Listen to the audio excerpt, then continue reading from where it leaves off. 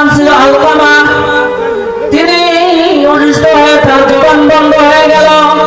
জবান বন্ধ হওয়ার পর তার স্ত্রী রাসূলুল্লাহ সাল্লাল্লাহু আলাইহি সাল্লামের কাছে গিয়ে বললেন, আমার স্বামী আলকামা জবান বন্ধ হয়েছে।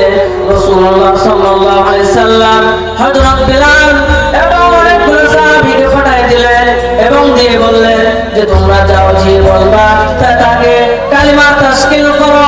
কিন্তু হযরত বিলাল সহ সাহাবারা তার সামনে জোরে জোরে কালিমা তাশকিল করতেছে, কিন্তু তার জবান দিয়ে কালিমা বাইর হতেছে না।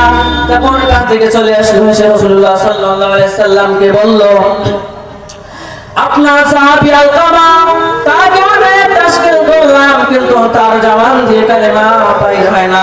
তখন রাসূলুল্লাহ সাল্লাল্লাহু আলাইহি সাল্লাম বলল, আলকামার বাবা মা কি বেঁচে আছে? তখন বলল, তার বাবা বেঁচে নাই, কিন্তু তার মা বেঁচে আছে। তখন বলল, তার মাকে ডেকে আনো। তখন আলকামার মাকে যখন ডেকে আনা হলো, আলকামাকে বলা হলো আলকামার মা আলকামা কেমন ছিল। যার মা বলতেছে, আমার মা আমার ছেলে খুব ভালো মানুষ, নামাজ পড়ে, রোজা করে, যাকাত দেয়, সবকিছুই করে, কিন্তু সে আমার সাথে ভালো ব্যবহার করে না। কিন্তু রাসূলুল্লাহ সাল্লাল্লাহু আলাইহি সাল্লাম তখন সাহাবাদেরকে বললেন, এই সাহাবারা তোমরা আগুনের ব্যবস্থা করে দাও, আগুনের মধ্যে আলকামাকে ফেলানো হবে। তখন আলকামার মা বলল, আমি আমার আলকামাকে মাফ করে দিয়েছি, আমি আমার আলকামাকে মাফ করে দিয়েছি। যখন তিনার মা এই কথা বলল, বলে আলকামাকে মাফ করে দিয়েছি, তখন তিনার জবানের মধ্যে জারি হলো আশহাদু আল্লা ইলাহা ইল্লাল্লাহ ওয়া আশহাদু আন্না মুহাম্মাদান আবদুহু ওয়া রাসূলুহু।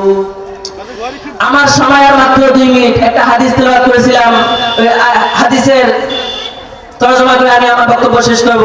ইন্নাল উলামা আওয়াসাতুল আম্বিয়া।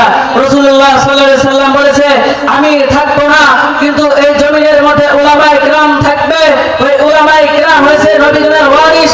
আমরা যেহেতু রাসূলুল্লাহ সাল্লাল্লাহু আলাইহি সাল্লামকে দেখতে পারবো না এবং পারি নাই, এখন যদি কেউ রাসূলুল্লাহ সাল্লাল্লাহু আলাইহি সাল্লামকে ভালোবাসতে চায়, তাহলে সর্বপ্রথম তাকে আলেম উলামাদেরকে ভালোবাসতে হবে। কথা বলুন ঠিক কি না?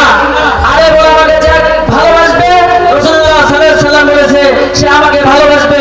হক্কানি আলেম উলামাদের সঙ্গে যে সালাম মুসাফা করবে, তাকে মনে করতে হবে যে রাসূলুল্লাহ সাল্লাল্লাহু আলাইহি সাল্লামের সঙ্গে মুসাফা করলে যেরকম সওয়াব হবে, একজন হক্কানি আলেম উলামার সঙ্গে মুসাফা করলে সেই সওয়াব হবে। কথা বলুন ঠিক কি না?